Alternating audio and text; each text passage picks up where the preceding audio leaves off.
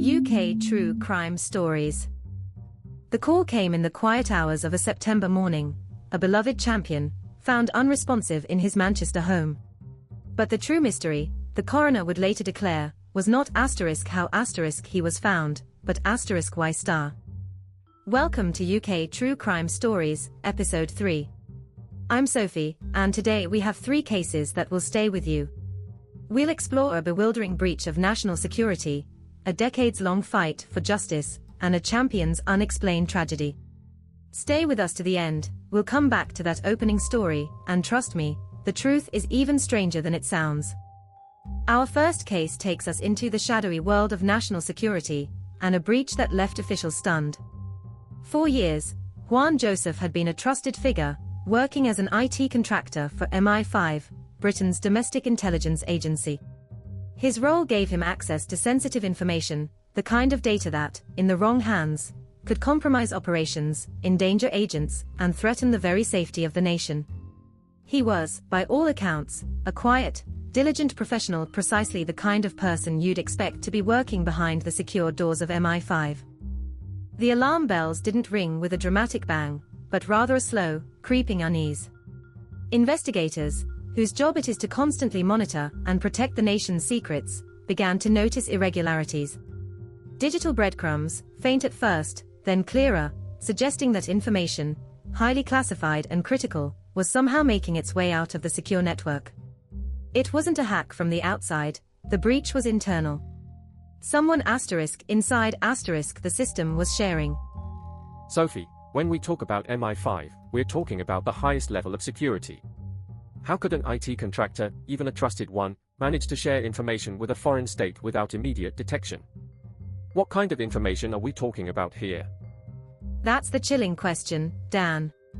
The full extent of the information shared remains, understandably, classified. But we know it was significant enough to trigger a full-scale counterintelligence operation.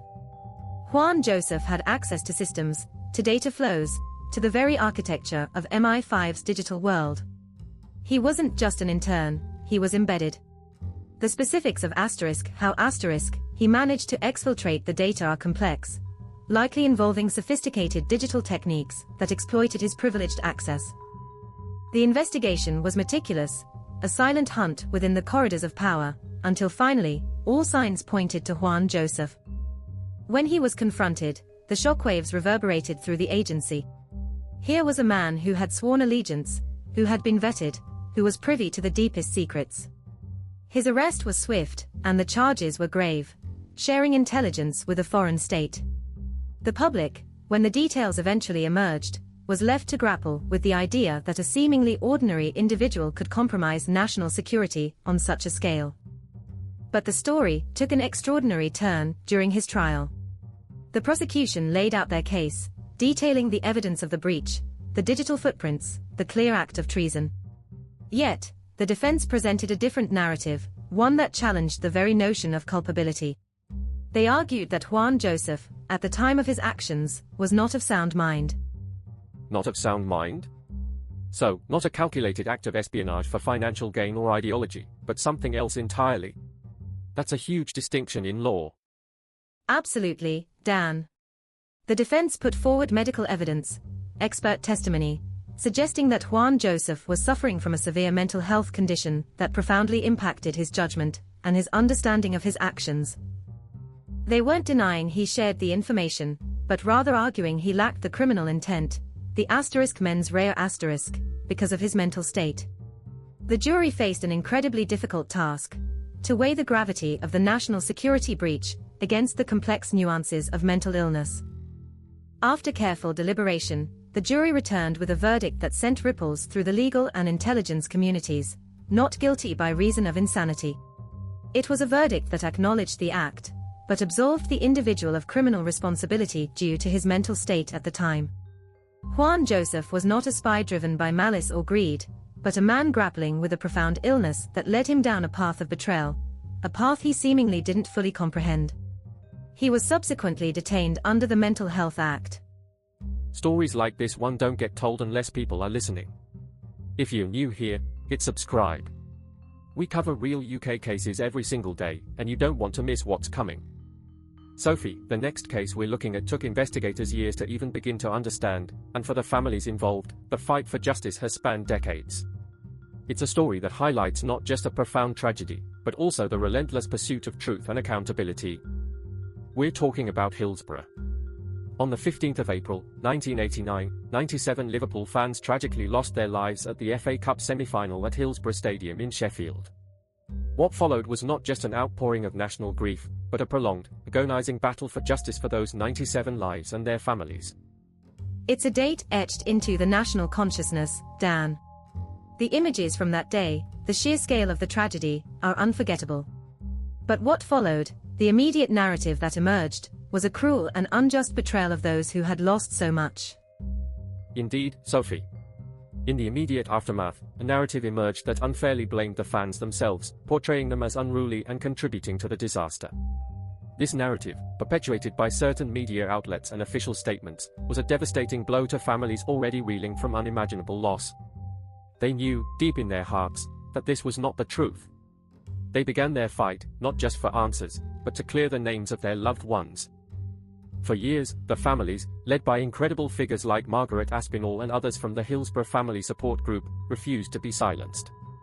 They held vigils, marched, and campaigned tirelessly, challenging every official report, every statement that sought to deflect blame. Their determination was unwavering, facing down immense institutional resistance. Their resilience is truly humbling, Dan. They weren't just seeking closure. They were fighting for the fundamental right to truth, to have the record set straight, not just for their own peace of mind, but for the legacy of those they lost. The injustice of being blamed for a disaster that was clearly not their fault fueled their every step. And their perseverance eventually paid off. In 2012, after decades of campaigning, the Hillsborough Independent Panel published its report. It was a watershed moment. The panel concluded that 97 of the 96 deaths could have been avoided, and crucially, that there had been a concerted effort by police and others to shift blame onto the fans. The report exposed a shocking cover-up and systemic failures that went far beyond mere negligence. This report led to new inquests, which in 2016 delivered a verdict that finally brought a measure of truth: the victims were unlawfully killed. It was a vindication for the families, a public acknowledgement of what they had known all along. A moment of profound relief, I imagine, but still, the fight wasn't over. Accountability for those responsible remained elusive in the criminal courts, a further blow. Precisely, Sophie. And that brings us to the present day. The lessons learned from Hillsborough, the need for public bodies to be open, honest, and accountable, led to the proposal of the Hillsborough Law. This legislation aims to prevent similar injustices by creating a duty of candor for public officials and ensuring parity of funding for victims in inquests and inquiries. The Prime Minister had promised to pass this legislation by the 15th of April 2025, to mark the 36th anniversary of the disaster. However, we've recently learned that the Hillsborough Law is to be further delayed. This news, just as the anniversary approaches, is another bitter pill for the families who have fought so long and so hard. It's a reminder that even after decades of struggle, the path to full and lasting justice can still be fraught with obstacles and delays. I never get used to these. If you've been sharing these episodes with friends, thank you. It genuinely helps more people discover the channel. Hit subscribe if you haven't already. And now, as promised, we return to the story we opened with, a story that blends the public life of a sporting hero with a very private and perplexing tragedy.